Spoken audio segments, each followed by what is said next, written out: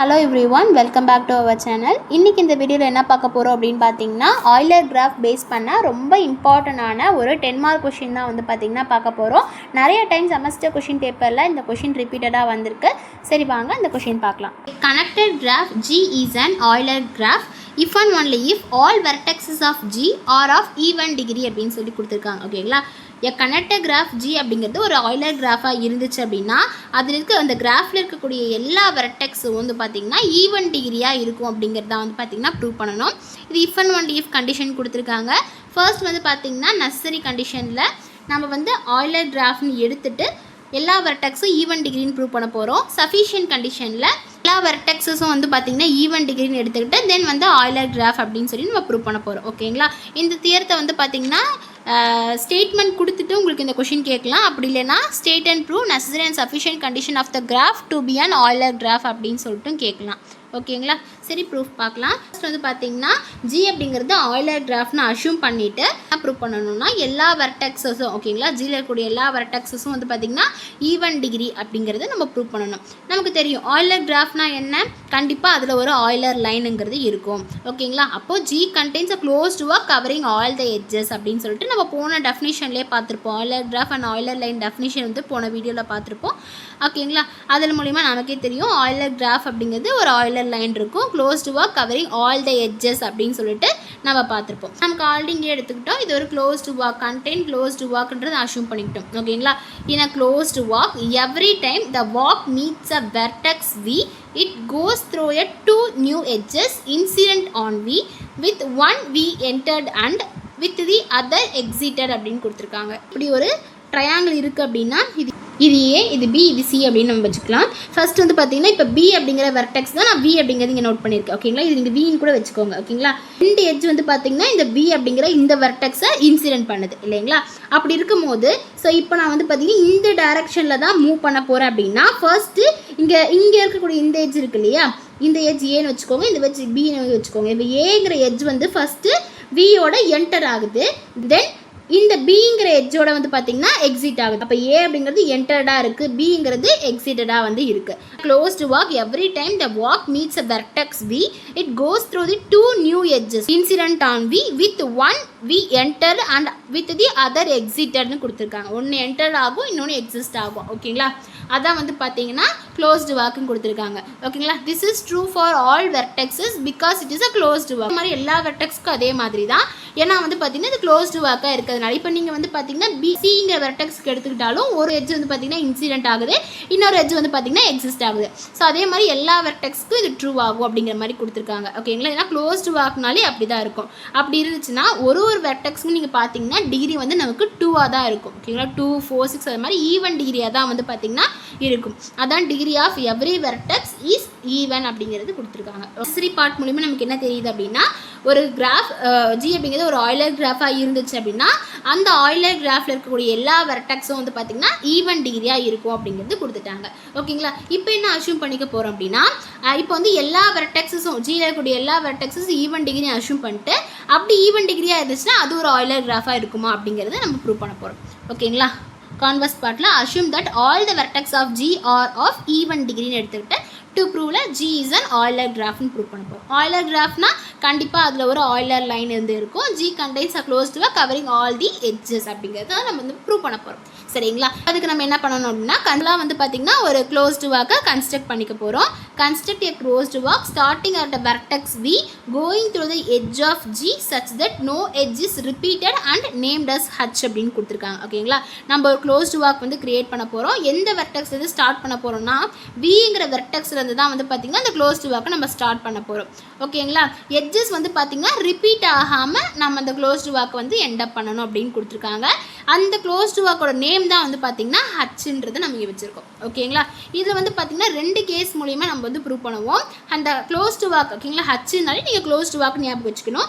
H அப்படிங்கிற closed walk வந்து பார்த்திங்கன்னா எல்லா எட்ஜஸையும் கவர் பண்ணுச்சு அப்படின்னா ஒரு கேஸு, எல்லா எட்ஜஸும் கவர் பண்ணலை அப்படின்னா இன்னொரு கேஸாக வந்து பார்த்திங்கன்னா நம்ம ரெண்டு கேஸாக ப்ரூவ் பண்ணுவோம். ஓகேங்களா? ஃபர்ஸ்ட் கேஸில் வந்து பார்த்திங்கன்னா if a H covers all edges of G then H become an Euler line. Hங்கிறது closed work எல்லா எட்ஜஸையும் வந்து பார்த்திங்கன்னா கவர் பண்ணுச்சு அப்படின்னா அது ஒரு ஆய்லர் லைனாக கண்டிப்பாக இருக்கும். ஏன்னா நம்ம போன டெஃபினிஷன்லேயே பார்த்துருப்போம், போன வீடியோலேயே வந்து பார்த்துருப்போம் ஆய்லர் லைனுக்கான டெஃபினிஷனில். ஆய்லர் லைன்னா என்னென்னா it contains all the edges of the graph. ஓகேங்களா, எல்லா எட்ஜஸோடையும் வந்து பார்த்திங்கன்னா அது கண்டெயின் பண்ணியிருக்கும், எல்லா எட்ஜஸையும் வந்து பார்த்திங்கன்னா கவர் பண்ணியிருக்கோம். ஓகேங்களா, அதுதான் நம்ம ஆய்லர் லைனை சொல்லுவோம். ஓகே, எல்லா எட்ஜஸும் அந்த க்ளோஸ்டு ஒர்க் கவர் பண்ணிச்சுன்னா அது ஒரு ஆய்லர் லைன். ஆய்லர் லைன் இருந்துச்சுன்னா அது ஒரு ஆய்லர் கிராஃப். ஓகேங்களா, அதான் hence is a Euler graph அப்படின்னு சொல்லி கொடுத்துருக்காங்க. இப்போ வந்து பார்த்திங்கன்னா இப்படி ஒரு கிராஃப் இருக்குது அப்படின்னா இந்த கிராஃபில் வந்து இதில் நம்ம விங்கிற வெர்டெக்ஸ் வந்து ஆரம்பிக்கிறோங்கிறது சொல்லியிருப்பாங்களே. இந்த வெர்டெக்ஸ் நான் வின்னு எடுத்துக்கிட்டேன்னா இப்படி வந்து பார்த்திங்கன்னா ட்ராவல் ஆகலன்னு வச்சுக்கோங்க. ஓகேங்களா, இப்போ இந்த மாதிரி ட்ராவல் ஆச்சுன்னா இது ஒரு க்ளோஸ்டு வாக் தான். எதில் ஸ்டார்ட் பண்ணியிருக்குமோ அதிலே வந்து நம்ம எண்ட் பண்ணிட்டோம். அப்போ இது ஒரு க்ளோஸ்டு வாக் தான், எல்லா எட்ஜஸையும் வந்து பார்த்திங்கன்னா கவர் ஆகிடுச்சு. அப்போ அது ஒரு ஆய்லர் லைன் இருந்துச்சுன்னா அது ஒரு ஆய்லர் கிராஃப். ஓகேங்களா, இதுதான் ஃபர்ஸ்ட் கேஸு. செகண்ட் கேஸில் என்ன கொடுத்துருக்காங்கன்னா H does not cover all edges of G, then remove all edges of H from G and obtain the new graph G dash அப்படின்னு சொல்லி கொடுத்துருக்காங்க. ஓகேங்களா, இந்த க்ளோஸ்டு வாக் வந்து பார்த்திங்கன்னா எல்லா எட்ஜஸையும் கவர் பண்ணல அப்படின்னா அங்கே ஹச்சில் இருக்கக்கூடிய எல்லா எட்ஜஸும் வந்து பார்த்திங்கன்னா நம்ம ரிமூவ் பண்ணணும்னு சொல்லியிருக்காங்க. ஜிலேருந்து ஹச்சுங்கிற எட்ஜஸ் வந்து பார்த்திங்கன்னா நம்ம ரிமூவ் பண்ணணும்னு சொல்லியிருக்காங்க. அப்படி கிடச்ச ரிமைனிங் கிராஃபை தான் நம்ம ஜி டேஷ்னு சொல்லியிருக்கோம். Both G and G dash have all their vertex of even degree. ஓகேங்களா, அப்படி இருந்துச்சுன்னா ஜி டேஷும் வந்து பார்த்திங்கன்னா ஈவன் டிகிரி தான். ஜி அப்படிங்கிறது ஈவன் டிகிரின்னு தான் சொல்லிட்டு வந்து பார்த்திங்கன்னா நீங்கள் நம்ம கொஷின்லேயே அஷ்யூம் பண்ணியிருப்போம் ஜி அப்படிங்கிறது ஈவன் டிகிரின்னு சொல்லிட்டு. ஓகேங்களா, ஜியிலிருந்து அப்டைன் ஆனது தான் வந்து பார்த்திங்கன்னா ஜி டேஷ். அப்போ ஜி டேஷும் கண்டிப்பாக ஒரு ஈவன் டிகிரியாக தான் வந்து பார்த்திங்கன்னா இருக்கும்னு சொல்லியிருக்காங்க. இங்கே கொடுத்துருக்காங்க every vertex in G dash is also an even degree அப்படின்னு கொடுத்துருக்காங்க. சின்ஸ் ஜி இஸ் கனெக்டட் நமக்கு ஆல்ரெடி தெரியும், H will touch G dash at least one vertex in V dash அப்படின்னு கொடுத்துருக்காங்க. ஓகேங்களா, இப்போ இந்த இது உங்களுக்கு புரியணும்னா இந்த கிராஃப் பார்த்தீங்கன்னா உங்களுக்கு இன்னும் ஈஸியாக அண்டர்ஸ்டாண்ட் ஆகும். அப்படிங்கிற ஒரு கிராஃப் வந்து நான் வந்து கன்ஸ்ட்ரக்ட் பண்ணியிருக்கேன். ஓகேங்களா, இப்போ வந்து பார்த்தீங்கன்னா இந்த வெர்டெக்ஸ் தான் வின்னு சொல்லியிருக்கேன். ஏன்னா நம்ம ஆல்ரெடி முன்னாடி பார்த்துருப்போம் விங்கிற வெர்டெக்ஸ்லேருந்து நம்ம ஸ்டார்ட் பண்ணோம் அப்படிங்கிற மாதிரி நம்ம சொல்லியிருப்பாங்க. இந்த விலேருந்து நான் ஒரு க்ளோஸ்டு வாக் வந்து பார்த்தீங்கன்னா ஃபார்ம் பண்ண போகிறேன். நான் உள்ளே இருக்கக்கூடிய இந்த வழியாக வந்து போயிட்டு நான் ஒரு க்ளோஸ்டு வாக் எடுத்துக்கிறேன். ஓகேங்களா, இந்த இதாக வந்து பார்த்திங்கன்னா க்ளோஸ்டு வாக்காக எடுத்துக்கிறேன். க்ளோஸ்டு வாக்கு நம்ம ஹச்சுன்னு நம்ம ஸ்டார்டிங்கே நேம் கொடுத்துருந்தோம். ஓகேங்களா, இதுதான் வந்து பார்த்திங்கன்னா க்ளோஸ்டு வாக். இதுலேருந்து உருவானது தான் இந்த க்ளோஸ்டு வாக் அப்படின்னு கொடுத்துருந்தாங்க. நமக்கு இந்த கேஸ் 2ல் வந்து பாருங்களேன், H does not cover all the edges of G. இப்போ வந்து H அப்படிங்கிறது எல்லா எட்ஜஸையும் கவர் பண்ணலைன்னா என்ன கிராஃபில் வந்து பார்த்திங்கன்னா எல்லா எட்ஜஸையும் வந்து பார்த்திங்கன்னா இந்த H கவர் பண்ணலை. எட்ஜ் இருக்குது, இந்த எட்ஜ் இருக்குது, இந்த வெளியே இருக்கக்கூடிய எல்லா எட்ஜஸும் வந்து இருக்குது. ஓகேங்களா, இருக்க எல்லா எட்ஜஸும் வந்து பார்த்திங்கன்னா இந்த H வந்து கவர் பண்ணலை. ஓகேங்களா, H does not cover all the edges of G, then remove all the edges of H. ஓகேங்களா, அப்போ Hல இருக்கக்கூடிய எல்லா எட்ஜஸும் வந்து பார்த்திங்கன்னா ரிமூவ் பண்ணணும். ஜிங்கிற கிராஃப்லேருந்து Hல இருக்கக்கூடிய எல்லா எட்ஜஸும் வந்து பார்த்திங்கன்னா ரிமூவ் பண்ணணும்னு சொல்லியிருக்காங்க. அப்படி ரிமூவ் பண்ண ரிமைனிங் கிராஃபை தான் நான் ஜி டேஷ்னு வச்சுருக்கேன். ஓகேங்களா, புரிஞ்சிருக்கும்னு நினைக்கிறேன். இப்போ வந்து பார்த்திங்கன்னா இதுலேருந்து உருவான க்ளோஸ்டு வாக் தான் இது. இதில் எல்லா எட்ஜஸும் கவர் பண்ணாதனால இங்கே இருக்க ஹச்சில் இருக்கக்கூடிய எல்லா எட்ஜஸையும் வந்து பார்த்திங்கன்னா ரிமூவ் பண்ண போகிறேன் ஜி டேஷில். ஓகேங்களா, அப்போ இந்த எட்ஜ்லாம் வந்து பார்த்திங்கன்னா ரிமூவ் பண்ணிக்கிறேன். அப்படி ரிமூவ் பண்ணி ரிமைனிங் கிராஃப் தான் இந்த கிராஃப். இதை தான் நம்ம ஜி டேஷ் அப்படிங்கிற நேம் வந்து கொடுத்துருக்கோம். Since G is connected, H touch G dash at least one vertex in V dash அப்படின்னு கொடுத்துருக்காங்க. ஓகேங்களா, ஜிங்கிறது கனெக்டடாக இருக்கும்னு தெரியும். ஹச்சுக்கும் ஜி டேஷ்க்கும் கண்டிப்பாக ஒரு காமன் வெர்டெக்ஸுங்கிறது இருக்கும். அதுதான் நம்ம V dash அப்படின்னு சொல்லிட்டு நேம் கொடுத்துருக்கோம். ஓகேங்களா, இந்த கிராஃபில் வந்து பார்த்தீங்கன்னா ஹச்சுக்கும் ஜி டேஷ்க்கும் கண்டிப்பாக காமன் வெர்டெக்ஸ் இருக்குன்னு சொல்லியிருக்காங்க இல்லையா. அப்போ இங்கே இருக்கிற வெர்டெக்ஸ்லாம் வந்து பார்த்தீங்கன்னா ஹச்சுக்கும் ஜி டேஷ்க்கும் வந்து பார்த்தீங்கன்னா காமன் வெர்டெக்ஸாக இருக்குது. ஓகேங்களா, அட்லீஸ்ட் ஏதோ ஒரு வெர்டெக்ஸ்க்கு நம்ம V டேஷ்ங்கிற நேம் கொடுத்துக்கணும் சொல்லியிருக்காங்க.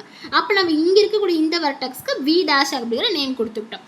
ஓகேங்களா, தென் என்ன கொடுத்துருக்காங்கன்னா starting from V dash we can again construct a new work H dash in G dashன்னு கொடுத்துருக்காங்க. G dash வந்து ஆரம்பித்து அகைன் வந்து பார்த்திங்கன்னா நம்ம ஒரு நியூ வாக் வந்து பார்த்திங்கன்னா நம்ம ஒரு நியூ க்ளோஸ்டு வாக் வந்து ஸ்டார்ட் பண்ணணும், கன்ஸ்ட்ரக்ட் பண்ணணும்னு சொல்லியிருக்காங்க. புரிஞ்சிருக்கும்னு நினைக்கிறேன். இப்போ வந்து இந்த கிராஃபில் ஜி டேஷ்லேருந்து இந்த V டேஷ்லேருந்து ஆரம்பித்து நம்ம ஒரு நியூ க்ளோஸ்டு வாக் வந்து ஆரம்பிக்கணும் அப்படின்னு சொல்லியிருக்காங்க. ஓகேங்க, நம்ம க்ளோஸ்டு வாக்னா என்ன நேம் கொடுத்துருந்தோம், ஹச்சுன்னு கொடுத்துருந்தோம். இப்போ அகைன் ஒரு க்ளோஸ்டு வாக் கொடுத்துருக்காங்க, அதில் H டேஷ்னு மென்ஷன் பண்ணிக்கிறேன். அது வாக் எப்படின்னு பார்த்தீங்கன்னா இங்கே ஆரம்பித்து இப்படி வந்து இப்படி போயிட்டு இந்த மாதிரி வந்து நம்ம முடிச்சிருக்கோம். உள்ளே இருக்கக்கூடிய இந்த ஷேப் வந்து பார்த்திங்கன்னா எடுத்திருக்கோம். இந்த வாக்கத்தை நம்ம H டேஷ்னு சொல்லியிருக்கோம். ஓகேங்களா. இப்போ வந்து பார்த்தீங்கன்னா இதுலேருந்து உருவான இந்த க்ளோஸ்டு வாக்கு தான் நம்ம ஹச் டேஷ்னு சொல்லியிருக்கோம். அதான் இங்கே கொடுத்துருக்காங்க. Starting from v dash we can construct a new walk h dash in g dash இருக்குங்களா. h dash g dashல இருந்து h dashங்கிற நியூ walk வந்து பார்த்திங்கன்னா நம்ம கன்ஸ்ட்ரக்ட் பண்ணியாச்சு. ஓகேங்களா. now this walk h dash combined with the h form a closed walk starts and end at v and has more edges than h. ஓகேங்களா. Next என்ன கொடுத்துருக்காங்க அப்படின்னா இந்த ஹச்சையும் h டேஷையும் வந்து பார்த்திங்கன்னா நம்ம கம்பைன் பண்ண போகிறோம். கம்பைன் பண்ணால் நமக்கு என்ன கிடைக்கும் அப்படின்னு பார்த்திங்கன்னா இந்த மாதிரி வந்து நமக்கு ஒரு கிராஃப் வந்து கிரியேட் ஆகும். ஓகேங்களா.